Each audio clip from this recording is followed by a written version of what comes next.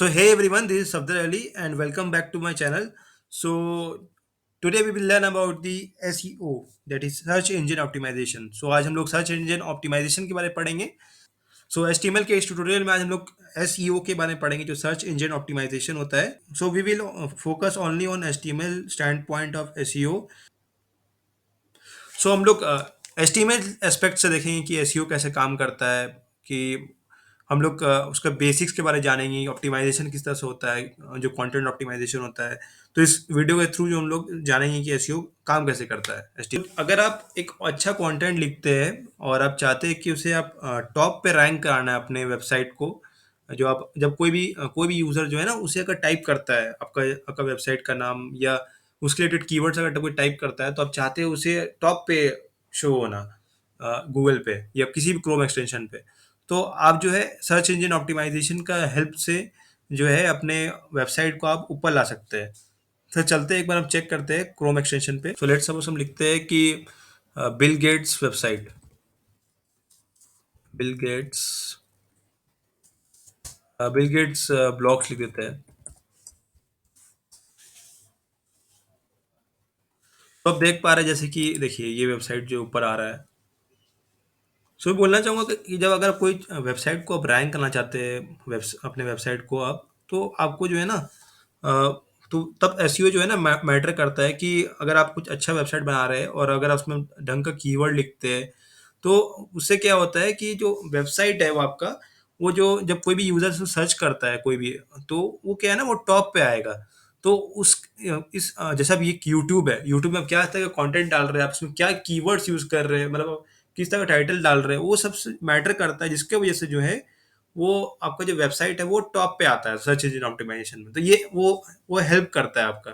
तो हम बेटर ऐसे एग्जांपल समझेंगे कि क्या क्या टाइप होता है एसईओ का. So let's see that what are the different types of SEO. So we have got two types of SEOs. The first one is the on-page SEO and the second one is the off-page SEO. So on-page का जो काम होता है वो developers से काम कर सकते हैं, एचटीएमएल डेवलपर जो होता है. और जो ऑफ पेज का जो काम होता है, you have to do link building. So example से समझते हैं हम कि दोनों का क्या क्या काम होता है. सर्च इंजन ऑप्टिमाइजेशन का क्या यूज होता है कि अगर आपने एक वेबसाइट बनाया, ठीक है, अगर वेबसाइट वेरी बहुत बेसिक है, अगर so it's a very basic website but it's very useful to the people. So it's very useful to people, and so it will pop up at the top. So why it will pop up at the top? Because the reason being relevance, because those website contains the content which user actually searched for. क्या होता है कि अगर कोई website आपको relevance provide कर रहा है, मतलब वो यूजफुल हो पा रहा है यूजर्स के लिए, तो उसमें ज़रूरी नहीं है कि आप उसमें बहुत ज़्यादा डिज़ाइंस डालें या सीएसएस बहुत ज़्यादा यूज़ कर ले. लेकिन अगर वो यूज़ आ रहा है, कंटेंट अच्छा है उसका, तो वो क्या है ना, अगर वो बेसिक वेबसाइट भी है ना, बेसिक पेज ही बना हुआ है, तब भी वो टॉप पे आता है. So how can we improve the ranking of the website? By adding more HTML tags and optimization, and not by any illegal means. So we will actually provide value to our users. How will we do that? We will shorten its loading time. Users है ना, उसे हम अगर value provide करते हैं तो अपने content के थ्रू, तो क्या होता है कि अगर अपने जो लोडिंग टाइम है आपका वेबसाइट का, उसको अगर हम कम कर दें, अगर कोई पेज अगर 10 सेकंड से ज़्यादा अगर ले रहा है लोड करने के लिए, तो हो सकता है ना कि गूगल उसे टॉप पे ना दिखाए. And on the other, if a page is taking fraction of a second to load, definitely Google will show that on the top. अगर आप जैसे आपका वेबसाइट तो ठीक बना है, लेकिन वो क्या है ना, लोड होने में काफ़ी ज़्यादा टाइम लग रहा है, लेकिन वो इसी कारण से वो टॉप पे नहीं आ पा रहा है, क्योंकि गूगल देखता है कि कौन सा वेबसाइट में ऑप्टिमाइजेशन अच्छा है, बहुत फास्ट कौन सा है.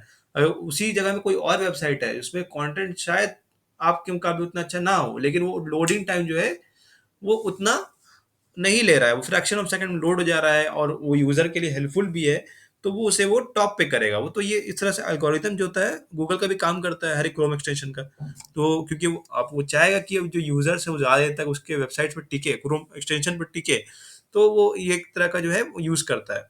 So off page SEO, you have to do link building. बहुत लोग बोलते हैं कि लिंक बिल्डिंग का जो है ना कोई एडवांटेज नहीं होता है. सो मैं आपको बताना चाहूँगा कि लिंक बिल्डिंग का मतलब क्या होता है. लाइक आपके पास एक अदर वेबसाइट है, उसे आप लिंक करना चाहते हैं अपने वेबसाइट से. चलिए एग्जांपल समझ लेते हैं. जैसे लिंक बिल्डिंग में क्या होता है कि अगर आप जैसे क्या है कि अपने फेसबुक पेज में एक यूआरएल डालते हैं, उसमें बहुत सारे लोग जो है ना फेसबुक में पॉइंट करते हैं, तो सर्च इंजन क्या होता है उसे रिकॉग्नाइज करता है कि बहुत सारे लोग जो है पॉइंट कर रहे हैं इस वेबसाइट पे, तो ज़रूर इसमें कुछ ना कुछ इंपॉर्टेंट होगा। तो इसमें क्या बोलते हैं, इसको हम लोग लिंक बिल्डिंग से इसे डिफाइन कर सकते हैं। So this comes under of page.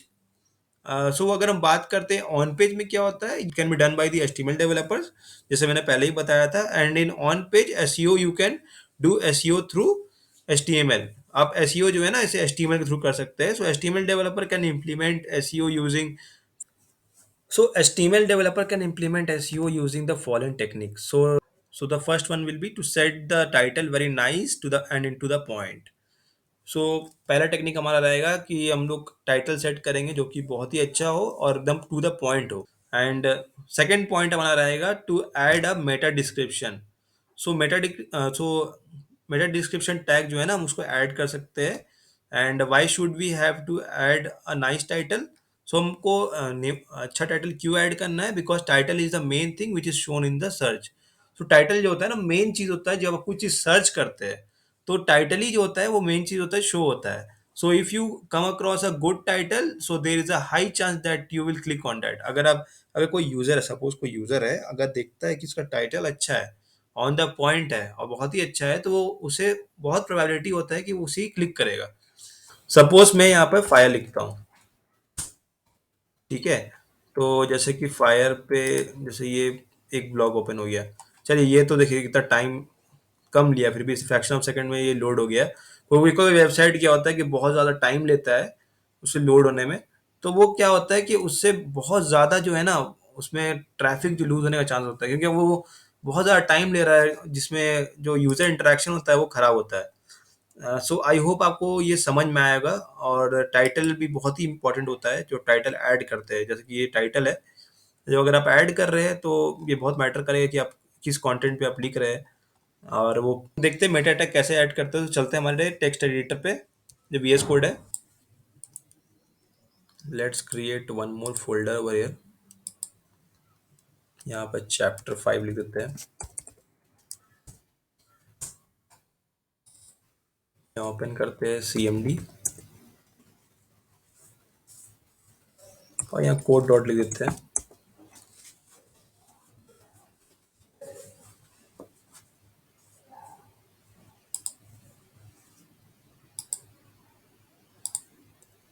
यहाँ प्लस पे क्लिक करके न्यू फाइल क्रिएट कर लेते हैं। यहाँ लिख देते हैं SEO.html।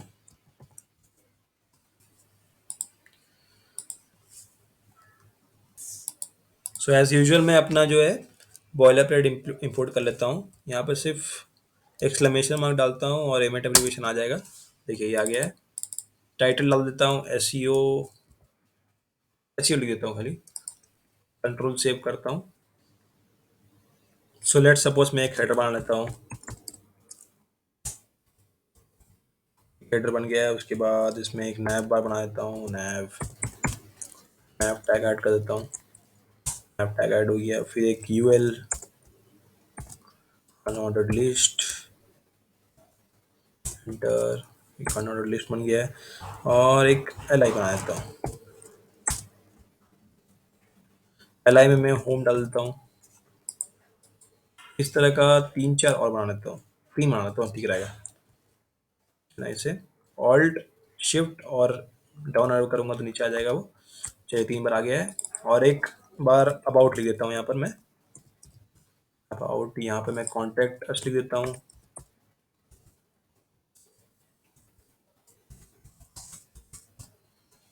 अब नेक्स्ट में चलता हूँ, मैं यहाँ पर एक मेन बना लेता हूँ हेडर के बाद।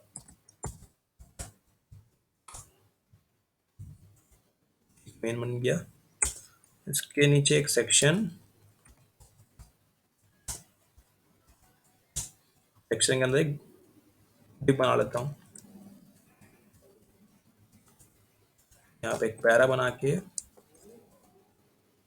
लॉरेम 34 जिसको इनको नहीं पता है, मैंने पहले भी यूज़ किया है। जैसे आप एक रैंडम वर्ड्स कुछ भी जो है आप ले सकते हैं, और ये एमेट एब्रीवेशन से जो है ना ये इंपोर्ट हो जाता है। और देखिए इतना बड़ा आ गया सारा। सो लेट्स हम लोग से चेक करते हैं हमारे लाइव सर्वर पे। सो ये ओपन हो गया है। ये हमारा टाइटल ओपन हो रहा है, यहाँ पर एसईओ लिखा हुआ है, होम लिखा हुआ है, अबाउट लिखा है, कॉन्टेक्ट लिखा हुआ है, और यहाँ पर जो हमने पैराग्राफ डाला था वो यहाँ पर शो हो रहा है। सो हमने अपने टाइटल को कुछ थोड़ा ऑप्टिमाइज करते हैं। जैसे यहाँ पे लिख देते हैं एसईओ, थोड़ा बड़ा क्या लगता हूँ, एसईओ इन 2023 बिगिनर्स गाइड।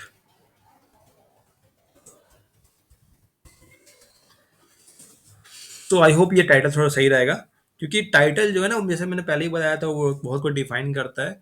तो अगर कोई यूजर सर्च करता है what is SEO and what will be the changes in SEO in 2023, तो ये बहुत कुछ डिफाइन करता है। और आपका जो कंटेंट है, जो आपका टाइटल की वजह से ही ना आपका कंटेंट ऊपर आएगा, वेबसाइट आपका कोई क्लिक कर सकेगा। तो इसका ऊपर आना ज़रूरी है। और उसके बाद आप ऐसा नहीं कि आप कुछ भी डाल दिया, मैंने कुछ भी डाल दिया है। यहाँ पर एशियन 2023 के बारे में कुछ ना कुछ यहाँ पे लिखा होना ज़रूरी है। और सो चलते हैं हमारे एक बार वेबसाइट पे, देखते हैं क्या कुछ चेंजेस आए हैं यहाँ पर। सो देखिए आप यहाँ पर एशियन 2023 आप बिगनर्स गाइड करके आ गया है टाइटल पे। So let's add meta to it. And यहाँ जैसे मेटा नेम लिखा हुआ है, उसके नीचे मैं मेटा डिस्क्रिप्शन डाल देता हूँ। मेटा डिस्क्रिप्शन का भी यहाँ पे आ गया है। देखिए मेरा डिस्क्रिप्शन आ चुका है। सो लेट सपोज हम यहाँ डाल देते हैं this is a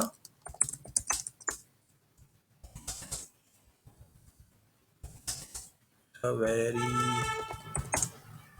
nice content on SEO. ठीक है, मैंने ये ऐड कर दिया। तो ये जो मेटा डिस्क्रिप्शन है और ये कंटेंट जाना बहुत नेसेसरी होता है। जैसे कि मैं आपको एक एग्जांपल से बता देता हूँ। लेट सपोज मैंने यहाँ पे एसईओ लिखा, उसमें एसईओ लिखता हूँ। सो आप यहाँ देख सकते हैं जैसे कि ये व्हाट इज एसईओ यहाँ पे लिखा हुआ आ रहा है। आप क्लिक करते हैं।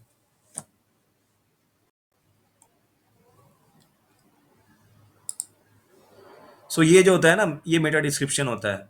जो हमने ऐड किया ना, या कंटेंट यहाँ शो हो रहा है, जो भी हमने लिखा था this is very nice content, वो यहाँ पे शो होता है।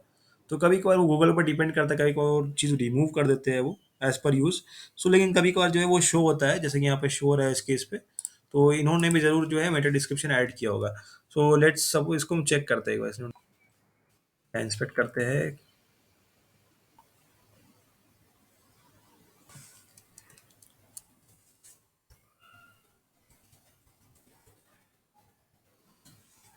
तो यहाँ मैंने डिस्क्रिप्शन टाइप किया था कंट्रोल एफ करके। सो यहाँ पर देखिए उन्होंने डाला है getting started learning the basics of search engine optimisation. So देखिए उन्होंने डाला था कंटेंट, तो यहाँ पर वो शो कर रहा है। देख लीजिए आप, ये चीज़ यहाँ चेक कर सकते हैं, get started learning the basics, जो है कि यहाँ पर शो करेगा। सो आई होप आपको समझ में आया होगा कि मेटा टैग्स का क्या यूज़ होता है।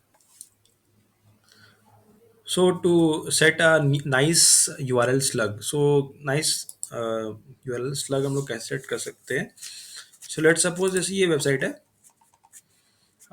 इसे हम अगर कैसे पता चलता है यूजर्स को, जैसे कि अगर हम बैकएंड पे काम कर रहे हैं, तो जैसे कि वो पीएचपी पे है, जैंगो पे है, फ्लास्क पे है, तो हम लोग इस पे अच्छा यूआरएल स्लग हम लोग ऐड कर सकते हैं। अगर जैसे कोई यूजर्स को शेयर करता है किसी और के पास, तो जैसे खोलते से पता चल जाए कि ये कौन से लैंग्वेज पे लिखा हुआ है। सो लेट सपोज अगर हम किसी पर शेयर करते हैं और यहाँ पर अगर लिखा हुआ है, जैसे कुछ भी यहाँ टाइप किया हुआ है, तो ये शायद आपको देखने में भी ठीक नहीं लगेगा कि जैसे अगर कोई चेक करता है और ये ऐसे देख रहे हैं स्लैश ऐसा करके लिखा हुआ है, तो ये जो है अच्छा इंप्रेशन भी क्रिएट नहीं करता है। कि शायद थोड़ा कंफ्यूज होगा आदमी को कि एसईओ के बारे में होगा कि नहीं होगा। लेकिन अगर उसी जगह में अगर हम यहाँ लिखते हैं व्हाट इज एसईओ, सो देखिए आप, ये देखने में भी ठीक लग रहा है। और ये क्या है, अगर कोई भी सर्च इंजन होता है वो अगर इसे चेक करता है, तो वो भी इसे जो है अपने टॉप पे शो करेगा। सो नेक्स्ट हमारा है जो how to add the meta tag for keywords. So चलो चलते हैं हमारे टेक्स्ट एडिटर पे, हम चेक कर लेते हैं। सो लेट सपोज जैसे हमने यहाँ ऐड किया था मेटा डिस्क्रिप्शन, वैसे ही हम ऐड करेंगे Meta keywords. Meta,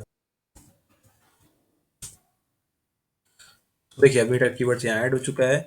so let suppose यहाँ पे हम डाल देते हैं SEO comma search comma SEO 2023। तो मैंने यहाँ पर मेटा कीवर्ड जो है ऐड कर दिया है। लेकिन ये क्या था मेनली, ये बहुत लोग बोलते हैं कि ये स्पैन के लिए यूज़ होता है, लेकिन अभी क्या है, पहले इसे यूज़ करने के लिए जो डेवलपर्स को दिया गया था, तो बहुत सारे लोगों ने इसका मिसयूज़ किया। तो इसके कारण जो है, जो सर्च इंजिन्स ने इसे डिस्करेज कर दिया है। तो अभी फ़िलहाल ये तो डिस्करेज्ड ही आप चाहे तो बोल सकते हैं, क्योंकि बहुत सारे अननेसेसरी जो कंटेंट होता है ना, वो कंटेंट से रिलेटेड था ही नहीं। तब भी वो उन्होंने जो कीवर्ड्स है वो ऐड कर दिया। तो आप चेक कर सकते हैं कि एमडीएन के लिंक में भी जो अभी अभी जो है ना, ये एमडीएन के लिंक में भी अवेलेबल नहीं है। आप आपका मेटा एलिमेंट्स अवेलेबल होगा, मेटा एलिमेंट कीवर्ड, लेकिन जो मेटा कीवर्ड्स है वो अवेलेबल नहीं। सो अगर इसके बावजूद अगर आप चाहे तो कीवर्ड्स ऐड करना चाहे तो आप कर सकते हैं। So it's not a problem in my opinion. I think अगर दो तीन वर्ड्स का डाल करके अगर आप कीवर्ड्स ऐड कर देते हैं, तो I think it's not a problem. So next हम चलते हैं। How to set the meta author tag. So जो मेटा ऑथर का जो काम होता है बेसिकली, कि क्या होता है कि यूजर जो ऑलरेडी आर्टिकल पढ़ते हैं, वो क्या करते हैं कि आपका अगर कोई एचटीएमएल पेज है, तो वो जानना चाहते हैं कि इसे लिखा किसने है, इस कंटेंट को लिखा किसने है। तो उस तरह का कंटेंट अगर वो और देखना चाहते हैं, तो वो जानना चाहते हैं कि ये कंटेंट लिखा किसने है। तो मेटा ऑथर का काम होता है कि ऑथर का क्या नाम है वो डिस्क्राइब करना है। सो नेक्स्ट जो है, how to set as favicon dot IO लिखते हैं, डॉट आईओ लिख देते हैं अगर। तो देखिए, ये फाइव आइकन जनरेटर्स है। यहाँ पर आप चाहे तो फाइव फाइव आइकन जो है ना, वो आप जनरेट कर सकते हैं। सो यहाँ दिखा रहे हैं किस तरह से आप टेक्स्ट से आइकन जनरेट कर सकते हैं। सो चलते हैं, हम इस देख वो चेक कर लेते हैं। लेट सपोज हमने यहाँ पर एसईओ लिख देते हैं, एसईओ लिख दिया मैंने। देखिए यहाँ प्रीव्यू करके आ भी रहा है। आप चाहे तो इसका फॉन्ट साइज भी चेंज कर सकते हैं। फॉन्ट साइज लेट सपोज 90 डाल देता हूँ, 60 डाल देता हूँ लेट सपोज। आई थिंक ये थोड़ा बेटर लग रहा है। सो इसे अगर मैं डाउनलोड कर लेता हूँ, मैंने क्या किया, उसे डाउनलोड कर लिया और मैंने उसे एक्सट्रैक्ट किया, और उसके बाद मैंने अपने फ़ोल्डर पे ऐड कर लिया हूँ। ठीक है? आप भी चाहे तो सेम वैसे ही कर सकते हैं, उसे एक्सट्रैक्ट करके ऐड कर ले सकते हैं, ऐड कर सकते हैं, ऐड करके उसके बाद आप सो लेट्स सपोज़ मैं यहाँ पर लिंक फाइव आइकन पे जाता हूँ, लिंक फाइव आइकन पे जाता हूँ यहाँ पर,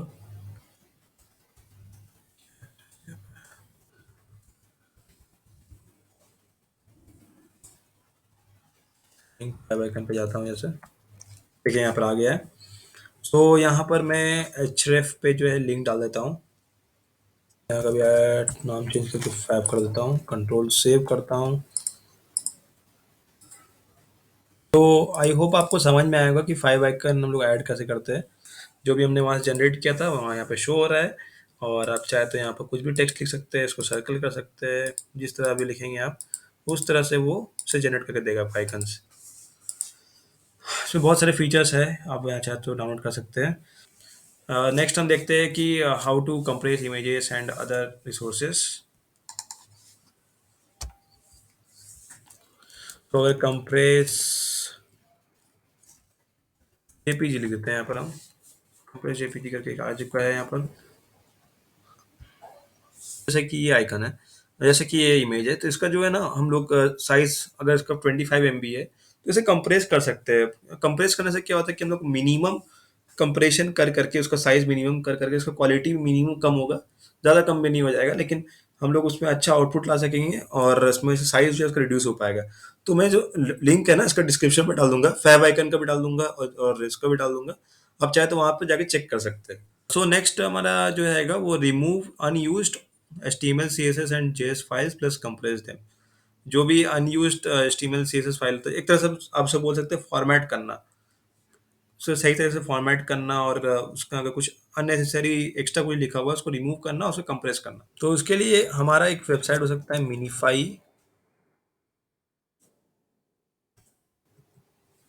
साइट है, यहाँ पे आप जा सकते हैं, जावास्क्रिप्ट एंड CSS मिनीफायर है ये। तो सो सपोज हम यहाँ पर बॉडी डाल देते हैं,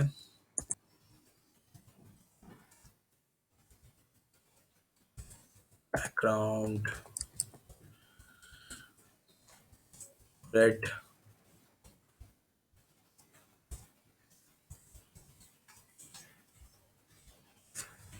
लेट सपोज इसको मैं मिनीफाई करता हूँ, तो देखिए आप, से मिनीफाई कर रहा है, देखिए आप जितना भी उस एक्स्ट्रा स्पेसेस है, जो एक्स्ट्रा लाइन्स है, सबको हटा दिया है और इसे मिनीफाई कर दिया। तो इसका काम यही है, मिनीफाई करना है, इसे आप जैसे कंप्रेस करना बोल सकते हैं। तो लॉन्ग लॉन्ग जावास्क्रिप्ट आपका जो कोड है और सीएसएस कोड है, इसे मिनीफाई कर सकता है। बड़े सीएसएस फाइल में अगर बहुत सारे एक्स्ट्रा स्पेसेस लाइंस अगर है, तो उससे स्पेस जो है ना बढ़ जाता है, तो उसका यूज मिनीफाई का यूज करके आप उसे रिड्यूस कर सकते हैं। बहुत बार हम देखते हैं कि हम उसे फॉर्मेट डॉक्यूमेंट करते हैं, तो फॉर्मेट भी आता है वो, जैसे जैसे मैंने यहाँ पर प्रीटियर करके एक एक्सटेंशन होता है, उससे वो इंस्टॉल कर सकते हैं अपने वीएस कोड पे। देखिए ये फॉर्मेट हो चुका है। इससे क्या होता है ना, जब ये रीडेबिलिटी ठीक करता है, मतलब अगर कोई कोडर आपका कोड को पढ़ रहा है, तो उसका जो रीडेबिलिटी है वो सही होगा, मतलब लाइन बाय लाइन उसको समझ में आ पाएगा।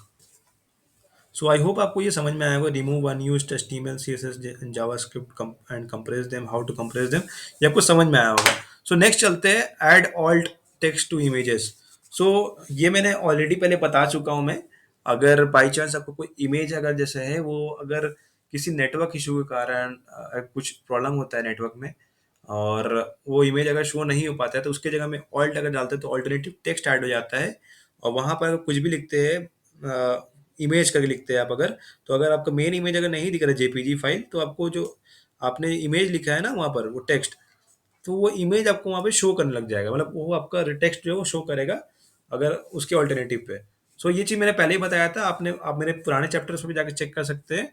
और अगर आपने मेरे पुराने ट्यूटोरियल्स को नहीं देखा है, अगर पहले चैप्टर्स को अगर नहीं चेक किया, तो प्लीज़ मैं लिंक जो है डिस्क्रिप्शन पे डाल दूंगा, आप उसे चेक कर लीजिएगा और प्लीज़ गो थ्रू कीजिए। एचटीएमएल का पूरा मैंने ट्यूटोरियल बनाया है, और आई होप मैं सीएसएस का भी जल्दी ट्यूटोरियल्स लाऊंगा।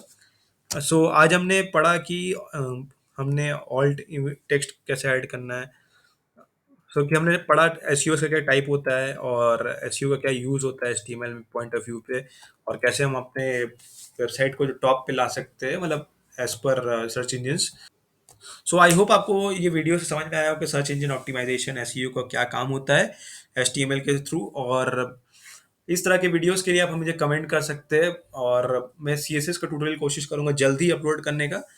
सीएसएस का एक डेडिकेटेड प्लेलिस्ट बनेगा अलग से। सो मेरी तरफ से मैं पूरी कोशिश करूंगा कि ये वीडियो जल्द से जल्द अपलोड हो। और अ, अपना सपोर्ट आप मुझे देने के लिए कमेंट करके, और चैनल को सब्सक्राइब कीजिए आप जरूर। चैनल बहुत कम लोगों ने सब्सक्राइब किया है, अगर चैनल सब्सक्राइब करेगा तभी वो एक मोटिवेशन मिलता है कि मैं वीडियोस अपलोड करूं। सो आई होप अगर जो लोग वीडियो कम से, मेरे को लगता है बहुत कम लोग ही देखते हैं, लेकिन जो लोग देखते हैं एटलीस्ट उन लोग सब्सक्राइब कर देंगे चैनल, तो मेरे चैनल को भी ग्रोथ होगा और मुझे भी मोटिवेशन मिलेगा कि मैं इस तरह का वीडियो और अपलोड करूँ। सो आई होप मैं नेक्स्ट सीएसएस का वीडियो जल्दी अपलोड करूंगा। और एचटीएमएल में अगर जो भी पार्ट, अगर ये बेसिक्स था जो मैंने मेंशन ऑलरेडी पहले भी किया था, कि मैं एटलीस्ट बेसिक में पूरा जो है कवर करना कोशिश करूंगा। और एचटीएमएल के कुछ भी मेरे माइंड में टॉपिक्स अगर आता है तो मैं डालते जाऊंगा एचटीएमएल पे भी। और अब मैं एक सेपरेट प्लेलिस्ट बनाऊंगा सीएसएस के लिए। आप चाहे तो सीएसएस का प्लेलिस्ट भी जल्दी आप देख पाएंगे और आप उसे एक्सेस कर पाएंगे। So thank you for your time, and thank you everyone.